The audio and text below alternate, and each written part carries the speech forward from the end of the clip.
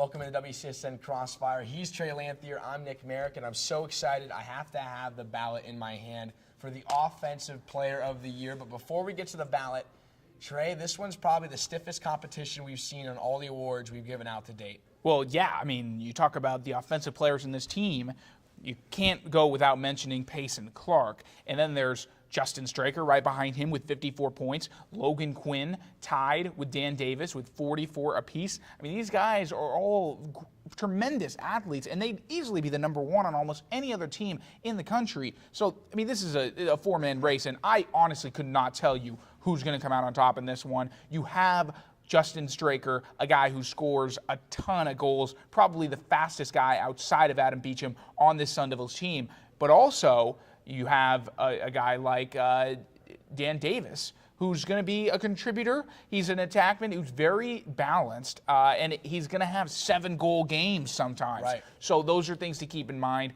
But don't forget, tied for number 10 in the country, Logan Quinn is the assisting man. Nobody expected that out of him this year. 28 assists and a total of 44 points. So he's in the discussion as well. And I honestly could not tell you whose name is going to be in that card. Well, we'll see which one is on it. You mentioned the Straker behind the back goal earlier this summer, and Dan Davis has absolutely lit up the net in Tempe. But before I open it, just want to keep it in mind for the viewers that everybody on the WCSN selection committee could only submit the player once in their ballot. In other words, if they win the Offensive Player of the Year, in their individual ballot, they could not pick that player for the MVP, yes, which will be airing next. But without further ado, I'm excited to open this one. We'll see who wins it.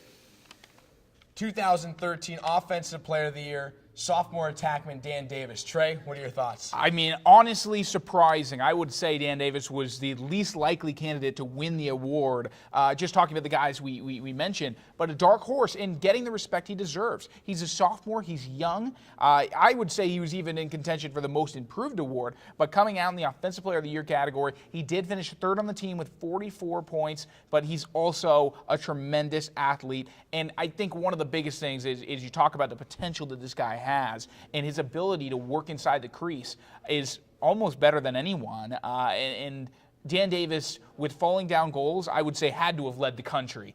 Just seeing as how many times he would leave the ground to get a shot off, and just a tremendous attackman and well-deserving of the Offensive Player of the Year award. Well, all athleticism, congratulations, Dan Davis, for the award. But 5 done to date, 1 more to come. The most exciting, obviously, in the fans' book, the MVP is next, but you're going to have to wait just a little bit longer here on WCSN CrosseFire.